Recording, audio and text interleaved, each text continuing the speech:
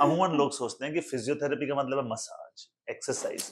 देखिए, अगर कोई कहता है कि उसे एक्सरसाइज करके मजा आता है तो झूठ बोल। एक्सरसाइज करके मजा किसी को भी नहीं आएगा। तेज सीढ़ी चढ़ रहे हैं, प्रेशर कुछ उठाया एंड यूरिन ड्रिबल हो गया।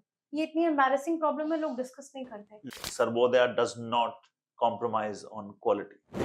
पेशेंट बिलीव नहीं कर पाता मेरे पैरों में पावर नहीं है और आप खड़ा करा रहे हैं। मेरा पहला सवाल आपसे आ रहा हाँ है जी, हाँ आप जी। कि आप हमारे सेंटर में, पहले बताइए, बेसिक सवाल मैं आपसे पूछता हूँ, कौन कौन सी फैसिलिटीज और प्रोवाइड करते हैं? तो जैसे अभी हमने सिर्फ नी की बात करी, हम्म, बहुत सारे पेशेंट्स को लगता है कि ये back pain, knee pain, neck pain is only physiotherapy. Hmm, hmm, पर मैं आपको बताना चाहती हूँ ये इतना वाइड स्कोप है। हम्म, आजकल हम इतने यंग बच्चे हम्म, जिनको जो नॉर्मल मंथ में जिनका बैठना आना चाहिए, गर्दन हाँ, कंट्रोल आनी चाहिए या स्टैंडिंग आनी चाहिए, वो नहीं आ पाती। That is called delayed milestones. Hmm, उनके माइलस्टोन अचीव नहीं होना। हम्म, तो हम उन बच्चों में पीडियाट्रिक फिजियोथेरेपी पे काम करते हैं, हम्म, ताकि उनकी जो नॉर्मल स्टेज है लाइफ की वो हम्म, आ पाए। क्योंकि कुछ मसल्स उनकी वीक होती हैं, हम्म, कुछ उनकी बहुत टाइट होती हैं। We have to work playfully उनके साथ। तो hmm, this is paediatric physiotherapy. Hmm, neuro physiotherapy, stroke patient, अधरंग, हम्म, पैरालिसिस, फेशियल पैरालिसिस, आधा चेहरे का लकवा, हम्म, मल्टीपल चीज़ें उसके अंदर, पार्किंसंस, उनका हाथ कँप-कँपाना and old age, geriatric physiotherapy, उनकी बोन्स वीक होना because we all know old age में गिरने के कितने चांसेस हैं। फॉल प्रिवेंशन पे हम काम करते हैं। सिमिलरली ऑर्थोपेडिक कंडीशंस के लिए जैसे जॉइंट रिप्लेसमेंट हो गया। सो हम्म, वी रिकमेंड टू एवरीबॉडी, अगर आप नी रिप्लेसमेंट के लिए प्लान कर रहे हो, पहले गो फॉर फिजियोथेरेपी, एक्सरसाइज करिए, मसल स्ट्रेंथन करिए, देन गो फॉर सर्जरी। अगर आपने सर्जरी से पहले अपनी मसल स्ट्रेंथन कर ली, तो सर्जरी के बाद आउटकम 100% बहुत अच्छा आने वाला है। हम्म, क्योंकि सर्जरी में जो डैमेज बोन पार्ट है, वही चेंज किया हम्म, जाता है और आपकी मसल्स एज़ इट इज़ होती हैं। तो हम्म, मसल्स वीक है, आप सर्जरी के बाद एक्सरसाइज शुरू करेंगे, वो उतनी स्ट्रॉन्ग होने में टाइम लेगी। हम्म, आप पहले से करेंगे, आपका ब्रेन टेम हो चुका है, आपका बॉडी टेम हो चुकी है, hmm, recovery would be faster. Hmm. So it's a wide scope, multiple चीज़ें हैं सर इसके अंदर, it's not only knee pain. अच्छा, ये बताइए, क्या क्या एक्सीडेंट, स्ट्रोक, पैरालिसिस में रिहैबिलिटेशन कोई उम्मीद जगा सकता है?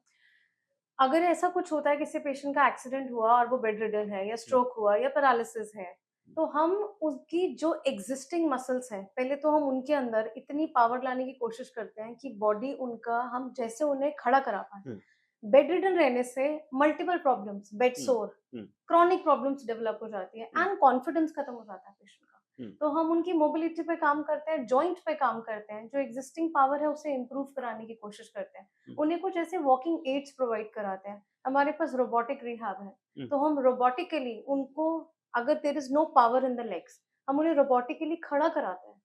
पेशेंट बिलीव नहीं कर पाता मेरे पैरों में पावर नहीं है और आप खड़ा करा हम्म, रहे हैं, hmm, and that gives that brain the message that I can hmm, do it, I hmm, can stand, hmm, and it's like rewiring of the brain, that's called neuroplasticity.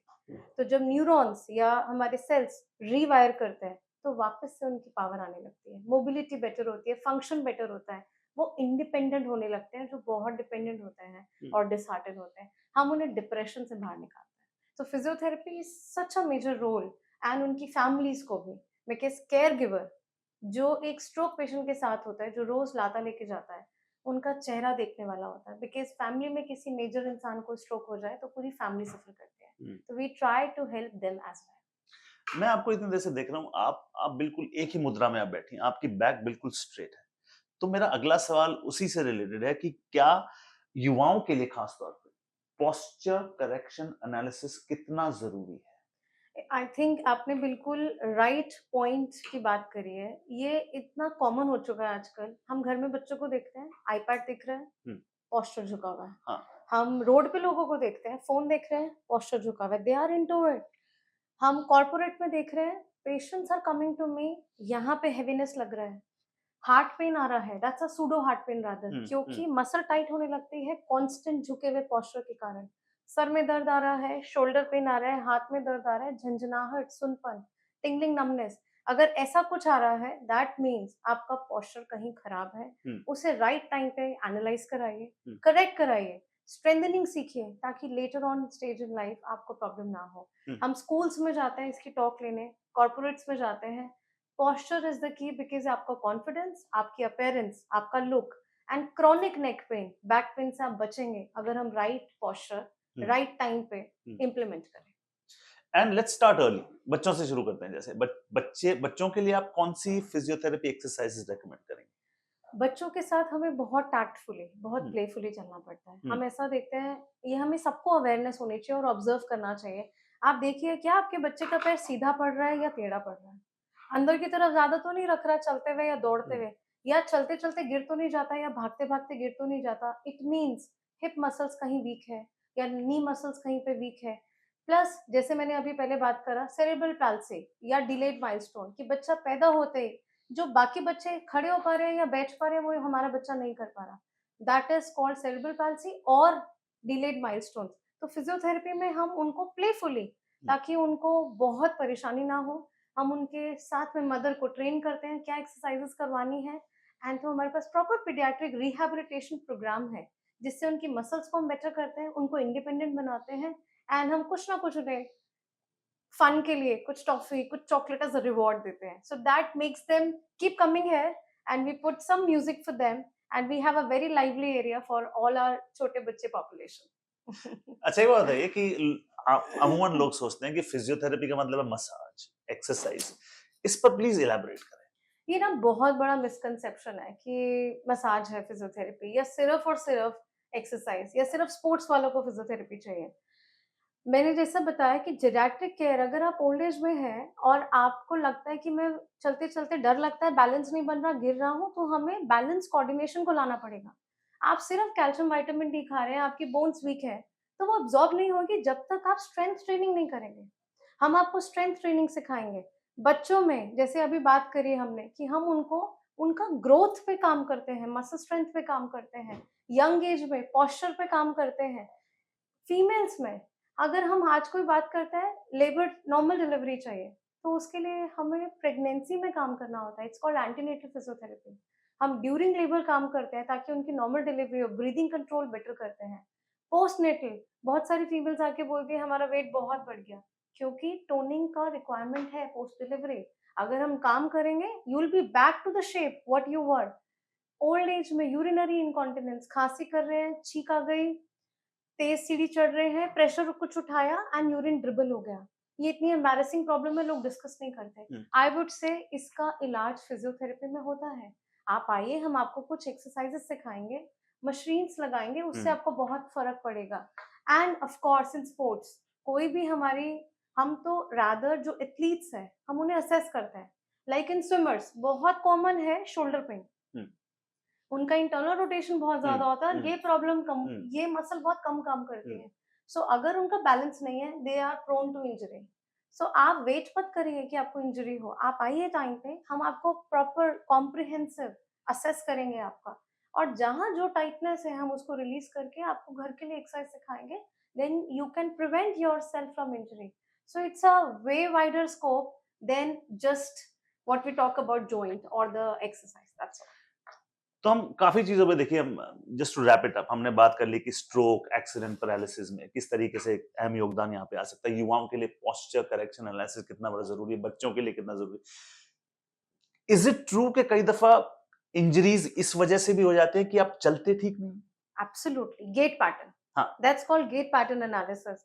तो बहुत सारी बार हमने ये सुना होगा कि लोग बोलते हैं आप अपने शू को चेक करिए, अपनी चप्पल को चेक करिए। हाँ, आप देखिए आपका शू या चप्पल एक तरफ, किसी का एक तरफ ज्यादा घिसता होगा, हर बारी वही साइड ज्यादा घिसती है। हाँ, इट मीन्स आपका जो बॉडी वेट है वो पूरा ठीक से नहीं पड़ रहा हम्म, और वो एक तरफ ज्यादा पड़ रहा है। तो जब वो एक तरफ ज्यादा पड़ेगा, बायोमैकेनिकली पैर पे वेट ज्यादा पड़ रहा है, नी पे चेंजेस आएंगे, स्पाइन पे चेंजेस आएंगे। तो हम ऐसे पेशेंट्स का एनालिसिस करते हैं जिनका फ्लैट फुट होता है, या मिडल साइड ज्यादा जा रहा है, या नी अंदर की तरफ रोटेटेड चल रहा है। तो वो पूरा comprehensive, individualised, tailored assessment and then programme बना के हम उन्हें गेट प्रोग्राम सिखाते हैं, आपको कैसे वॉक करना है प्रॉपर। वो सीख लिया तो injury prevention, hmm, that's called on a higher level physiotherapy. हाँ। That is important what you just talked about. And how important is it for a doctor such as you to love what you do? Does that play a very important role? I think you will very well relate with me. Every time he has come to me and he's told me that I love the way you work. He has told me that you're very passionate towards your work. I would say अगर ये नहीं है तो कुछ भी नहीं है. कुछ भी नहीं। We are nothing unless we love our work. So for me, my work is everything, my patients are everything, they are my family. And जब हम ये करते हैं तो it is tireless, you feel so good, so happy, and you give that happiness to our patients. So I would say, I think for everyone, we should love our work and then we should do it. देखिए, सनक, लगन, अगन, पागलपन, उस हद तक शिद्दत जाएगी तो मंजिल खुद ब खुद तेरे कदमों के नीचे आएगी। Thank you so much, sir, for coming over here. भैया, by the way, role reverse हो गया, इसके लिए sorry. But that was important. It was important. So Thank you. आपने I think इतनी awareness जगाई है, and ऐसे questions, and I was not prepared, and impromptu आपने बहुत questions हाँ, पूछे. हाँ। So thank By you the way, so ये much. फर्रा मैंने इनको दिखाया नहीं था, मैं घर से लिख के लाया था, but it was with me. और ये बार-बार झांक भी रही थी, मैं ऐसे याद कर लेता हूँ। So आज मेरा टेस्ट हो गया, हाँ जी। but I hope हाँ। I आपके 99.9 आया। अच्छा ठीक है। Point 1 पे हम काम कर हाँ। लेंगे.